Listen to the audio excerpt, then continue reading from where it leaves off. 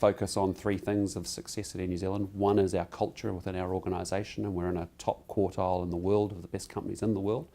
We know our customer satisfaction runs incredibly highly. We know commercially we've been facing up to our legacy issues and have dealt with all of that some time ago and have been powering through our new fleet and our investments. And so all of that's been really good. I think Air New Zealand's a company that's had a very good cost control. It's been a company that's really continued to innovate very strongly and meet its customers' needs. But one of the big drivers has really been the growth of inbound tourism to New Zealand. New Zealand's proving to be a very popular destination. We've been growing tourism in high single digits, low double digits now for a number of years.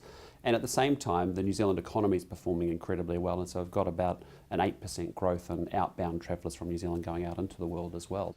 Well, in this part of the world, certainly in Australia and New Zealand, we feel that the airports are among some of the grossest sinners in airport pricing and regulation around the world.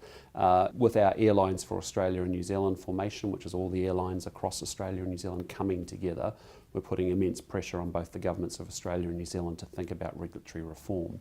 And for us, it takes the form of removing any regulatory barriers that are in place so that we can get to a level playing field and normal commercial conversations, putting in a negotiate, arbitrate with final offer, a bit like the Canadian system here in Australia and New Zealand.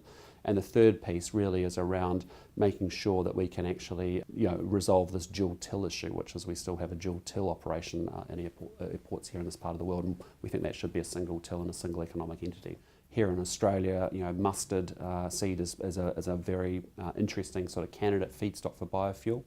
In New Zealand, it's more likely to be a woody biomass by virtue of our forestry estate and the byproduct of that. The challenge, even with that feedstock being so local, is actually how do you actually scale it up and make the investments to build the biodiesel facilities that we would need, which become very, very prohibitive. But the reality for us in the short term, we don't see any easy solutions there, and that's why we've tended to focus our efforts also on fully electric vehicles, removing waste carbon, certainly putting a lot of emphasis around the design of the emissions trading scheme in New Zealand to make sure that it actually delivers some really good outcomes for the country as much as for the airline. So I think offsetting is going to be very much our go-to model for the next wee while, because until we can find a way to get through the biofuel challenge.